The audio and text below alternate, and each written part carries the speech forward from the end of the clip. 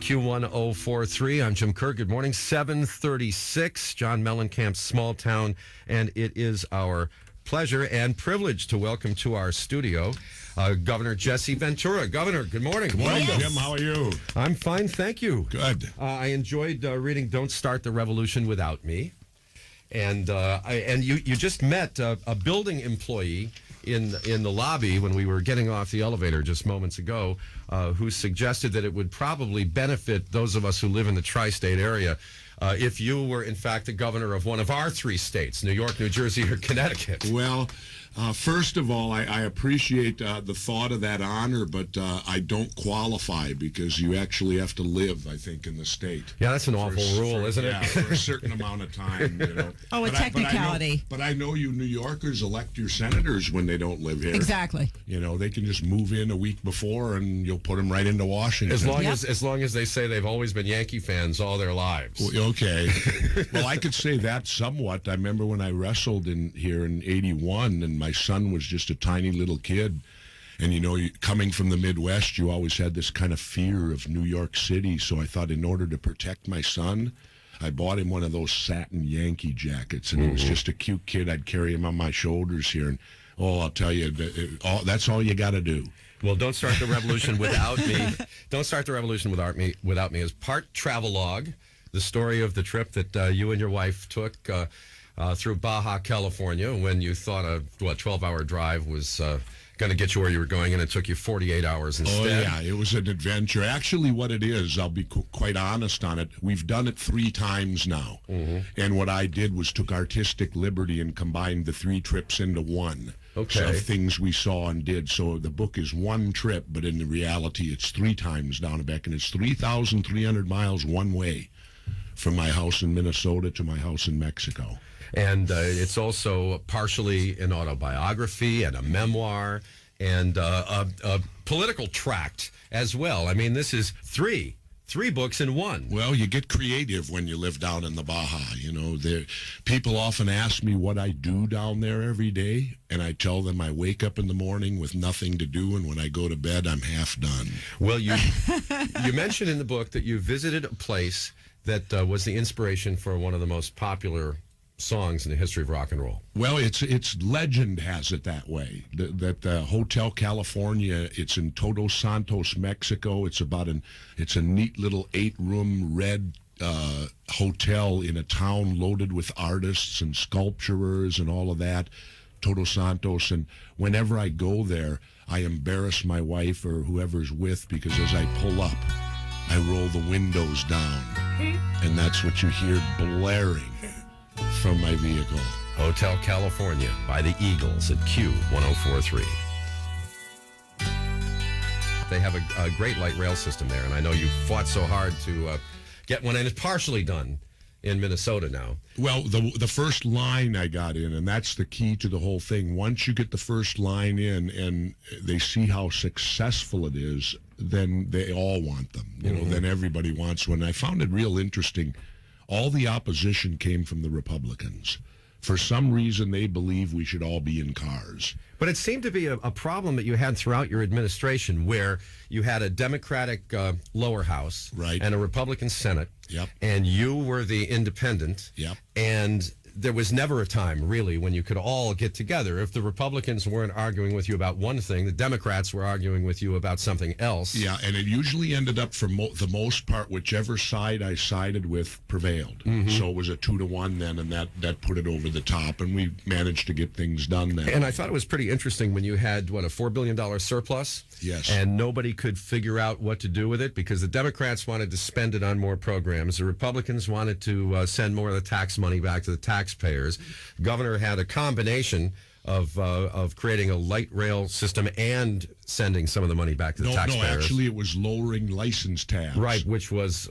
We had a license tab system which was based on the value of the car. Yeah. Instead of just flat rate. I mean, you're buying a license to drive on the road. Motorcycles isn't based upon the value of the motorcycle. And...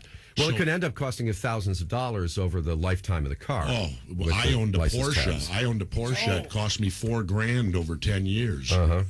So what you did was you finally got together with the Republican and Democratic legislative leaders, and you just split the difference. A third, and a third, and we all got to do whatever we wanted to do. Makes sense. Yeah. And, yeah, it did to me, and I give credit. It was actually the Democratic leader that came up with that idea, and I thought for a moment, that saves a big fight. Let's divide it in thirds, and we'll all do what each one of us wants to do. Common sense governance. That's what I liked about the book, the common sense. Let me ask you this. Now, you Sure. could have been McCain's running mate, except you wanted him to run as an independent. Back in and 2000. And you would not join the Republican Party. Who should be his running mate to put him over the edge in this election? Well, I hope he doesn't go over the edge. Because, he doesn't support him anymore. Well, I do not support McCain anymore. I've been opposed to the Iraq War since before it happened, and he claims we could be there and occupy it like Korea, with troops over there. I oppose that completely, and so who should be his running mate? I'd probably try to think of the worst person. you are savvy that way. You have that common sense that most politicians don't have. So putting aside your differences, all right. Who should be his running mate? Should it be Condi Rice? I would say no, because first of all, she's like Dick Cheney. She's never been elected.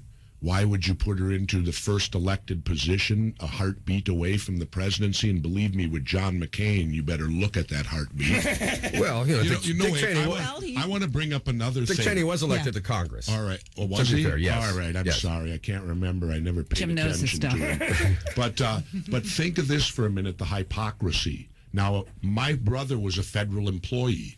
As a federal employee by law, you must retire at age 65.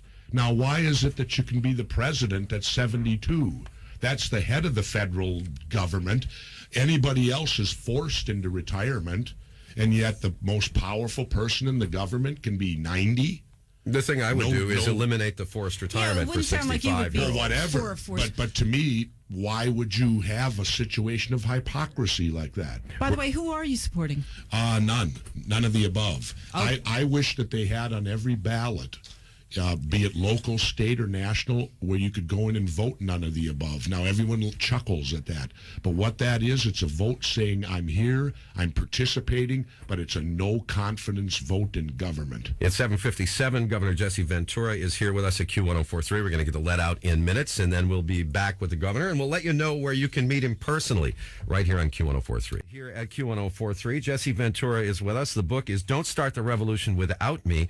The Minnesotan who wanted to buy you the tequila when you were in Mexico, when he spotted you there, wanted to thank you for returning tax dollars to him and other people like him. I mean, for a family of two, say they made $50,000 a year, they would get about $1,000 back. So it was a significant amount. But even though that was pretty interesting, what you did when you found that the government had more money than it needed to operate and decided to return some to the people, was your property tax relief that you provided in Minnesota, where you restructured the education spending. Now, Shelley, who lives in New Jersey, can tell you that New Jerseyans, and that's the most populated state in the entire United States, by population density. Exactly. Their property tax rates are insane. Killing us. And our friends in Nassau and Suffolk counties on Long Island, it's beyond comprehension what they have to pay in property tax. And you figured out a way to deal with it in Minnesota. Right. So why don't other states and other state governments follow an example that works? Would you like a better example? Mexico. This is embarrassing. Wait till you hear this. In our country, generally speaking, they reward bad behavior and penalize good behavior. Case in point, property taxes. If you fix your house up and improve it, how do they reward you? You pay more. So using their analogy, you should let your house deteriorate, be the worst one on the block. They'll reward you. You'll pay less. Do you know what they do in Mexico where I live? What? Your property taxes are due in March. If you agree to pay them in January, they knock off 20%. Really? If you agree to pay them in February, they knock off 10%. Then March is normal, and then the fines start and all that. But I always pay mine on January 28th, which means 30 days, because February is a short month. Right. I'm getting 20% on my money legally. Tell me where you can do that and get 20% on your money in 30 days legally.